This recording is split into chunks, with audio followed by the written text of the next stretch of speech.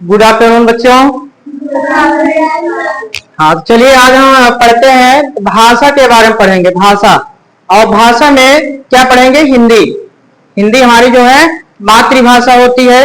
हिंदी हमारी क्या होती है? मातृभाषा होती है। और जैसे कि आप लोग क्या पिछली कक्षा में पढ़ चुके हैं कि भाषा क्या होती है। तो भाषा का मतलब ये होता है कि जैसे हम या वह एक माध्यम है। भाषा क्या है? एक माध्यम है जिसके द्वारा हम अपने विचारों और भावों को क्या है? व्यक्त करते हैं। और दो तरह से व्यक्त करते हैं, या तो मौखिक रूप से या तो हम लिखित रूप से। तो उसमें हम भाषा में सबसे पहले हम टॉपिक चुने हैं, क्या है? संज्ञा है। क्या है? संज्ञा। और संज्ञा में जिसका शाब्दिक अर्थ होता है, क्या होता है शाब्दिक अर्थ? नाम। जिसका क्या होता है शाब्दिक अर्थ? नाम। यानी हम संज्ञा के बारे में पढ़ेंगे और जिसका शाब्दिक अर्थ होता है नाम। यानी हमारे दुनिया में कोई भी वस्तु हो, कोई भी चीज हो, कोई भी प्राणी हो, उसका कोई ना कोई क्या है? नाम होता है।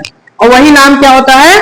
संज्ञा कहलाता है। तो जैसे संज्ञा की परिभाषा के माध्यम से इसको समझते हैं कि जिन शब्दों से किसी व्यक्ति, वस्तु, स्थान या भाव का बोध हो, उसे क्या कहा जाता है? संज्ञा कहा जाता है। समझ में आ गया? हाँ, जैसे कि मान के लिए कि हमारे पास जैसे मान लीजिए कि आप खड़े हो जाइए।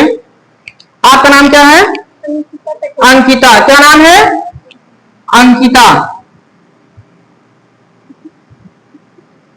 अंकिता है। आपका नाम क्या है? रितेश है।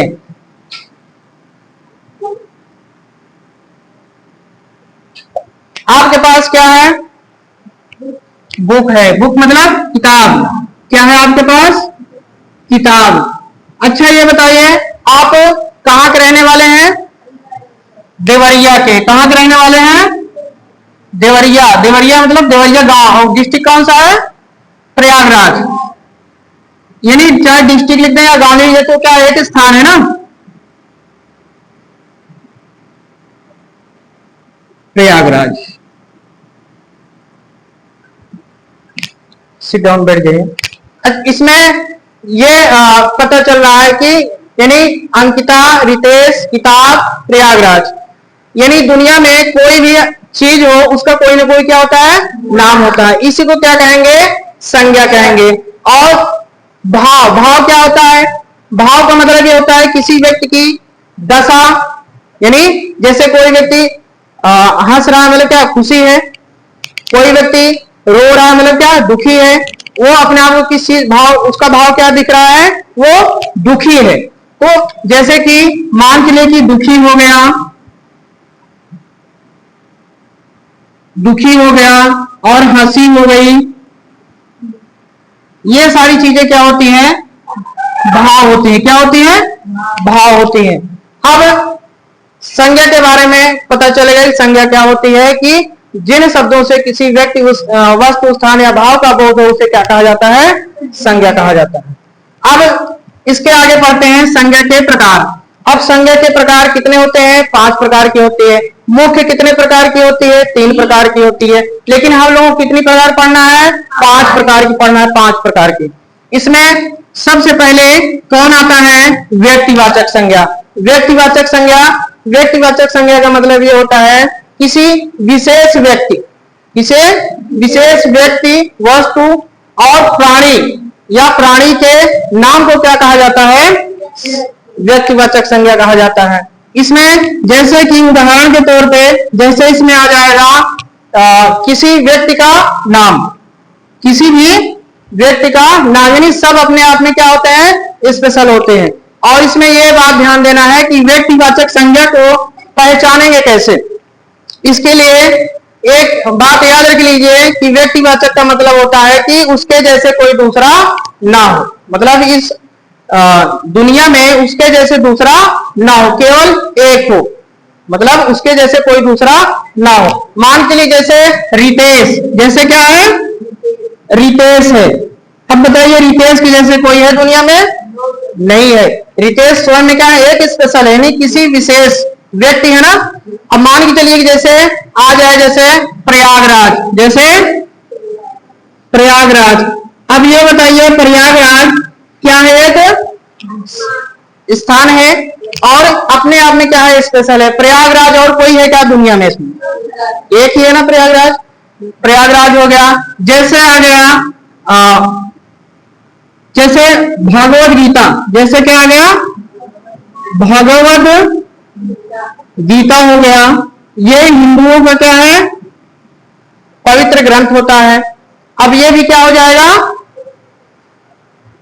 क्या हो जाएगा, ये व्यक्तिवाचक, क्योंकि इसके जैसे कोई नहीं है। अब आते हैं जातिवाचक संज्ञा। जातिवाचक संज्ञा का मतलब होता है किसी किसी भी ऐसे व्यक्ति या मतलब जाति का, जिसमें क्या पूरे जाति का बोध होता है। ऐसे संज्ञा शब्द जिनसे क्या पूरे जाति का बोध होता है, उन्हें क्या कहा जाता है, जातिवाचक संज्ञा। जैसे कि मान के चलिए, जैसे लिख दिए फल, क्या लिख दिए, जैसे फल, फल क्या हो जाएगा, जातिवाचक। मतलब फल के कह देने से जितने सारे फल हैं सब आ जा रहे हैं, मतलब ये फल एक जाति। जैसे लिख दें गाय, अब गाय के कह देने से क्या जितनी गाय हैं सबका बोध हो जा रहा है। जैसे लिख दें पेड़, क्या लिख दें, अब ये बताइए पेड़, जितने सारे पेड़ हैं सबका बोध हो जा रहा है। जैसे लिख दें नदी, क्या बोल दें, नदी। अब बताइए नदी जो है यह क्या कौन संज्ञा हो जाएगी, जातिवाचक, क्योंकि नदी के कह देने से जितनी सारी नदियां हैं सबका बोध हो जा रहा है। उसके बाद देखिए भाववाचक संज्ञा। भाववाचक संज्ञा क्या होता है, यानी जिन संज्ञा शब्दों से किसी व्यक्ति, वस्तु, प्राणी के भाव का पता चलता हो, उसे क्या कहा जाता है, भाववाचक संज्ञा। जैसे मान लीजिए कि इसमें गुण, दोष और दशा, स्थिति आदि का बोध होता है, उसे क्या कहा जाता है, भाववाचक संज्ञा। जैसे इसमें क्या है, जैसे अच्छाई है, क्या है, अच्छाई है, बुराई है, सच्चाई है, सच्चाई है। जैसे इसमें आ जाए, जैसे बचपन, बचपन, ये सारी चीजें क्या होती हैं, भाववाचक संज्ञा। जैसे प्रेम, क्या हो गया, प्रेम, क्रोध, ये सब किसके अंतर्गत आती हैं, भाववाचक संज्ञा के अंतर्गत, जिनमें किसी के व्यक्ति, वस्तु या प्राणी के भाव का बोध होता हो। जैसे मान के लिए, जैसे अपनापन, क्या है, अपनापन है, ये सब क्या हो जाएगा, भाववाचक संज्ञा। उसके बाद आता है द्रव्यवाचक संज्ञा। द्रव्यवाचक संज्ञा क्या होता है, इसको पदार्थवाचक भी संज्ञा कहा जाता है, यानी ऐसी सामग्री या वस्तु जिनसे क्या किसी वस्तु का क्या होता है, निर्माण होता है, तो उसे क्या कहा जाता है, भाववाचक, द्रव्यवाचक संज्ञा कहा जाता है। इसमें जैसे कि आ जाएगा इसमें, या जिनको हम क्या है, माप तोल सकते हैं, जिनको क्या हम माप तोल सकते हैं। जैसे इसके एग्जाम्पल है द्रव्यवाचक संज्ञा, जैसे जल हो गया और दूध हो गया, और कुछ जैसे धातुएं भी आ जाती हैं, जैसे इसमें सोना, चांदी, मतलब ये सारी धातुएं भी किसमें आती हैं, द्रव्यवाचक संज्ञा। अब देखिए जल, जल से क्या है, काफी चीजें बनाई जा सकती हैं, दूध से भी काफी चीजें बनाई जा सकती हैं, सोना से काफी चीजें बनाई जा सकती हैं, चांदी क्या है, मेटल है, मतलब धातु है, इससे भी कई चीजें बनाई जा सकती हैं। उसके बाद आता है समूहवाचक संज्ञा।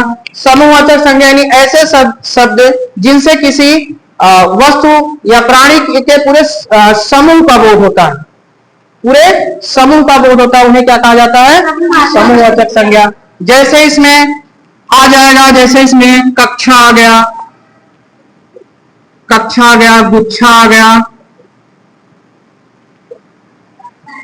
सैनिक आ गया,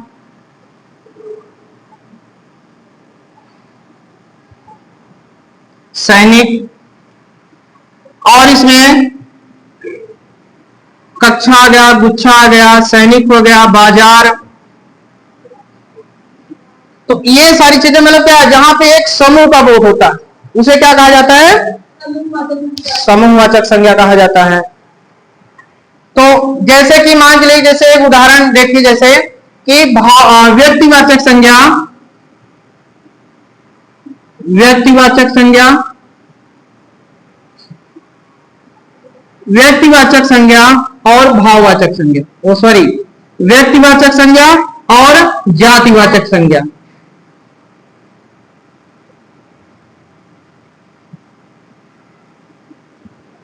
अब जैसे इसमें जैसे बोल दें नदी, नदी क्या हो जाएगी, जातिवाचक संज्ञा हो जाएगी। नदी क्या हो जाएगी, जातिवाचक संज्ञा। जैसे बोल दें गंगा, ये क्या हो जाएगी, व्यक्तिवाचक संज्ञा हो जाएगी। जैसे बोल दें किताब,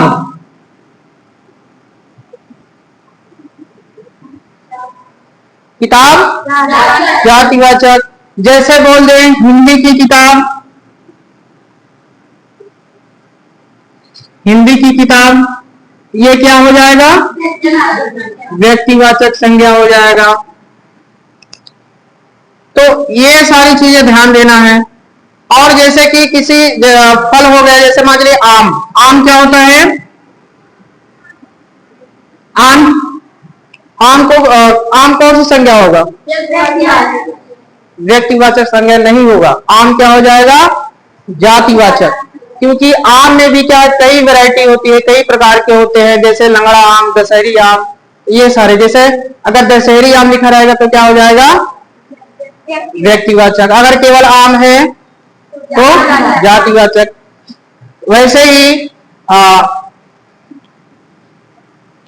जैसे मान के लिए कि लखनऊ, लखनऊ एक अच्छा शहर है। अब बताओ, चलिए महिमा बताओ, इसमें जातिवाचक कौन सा होगा, व्यक्तिवाचक कौन सा होगा, वेरी गुड। और हाँ, इसमें लखनऊ क्या हो जाएगा, व्यक्तिवाचक, क्या हो जाएगा, व्यक्तिवाचक। शहर क्या हो जाएगा, जातिवाचक।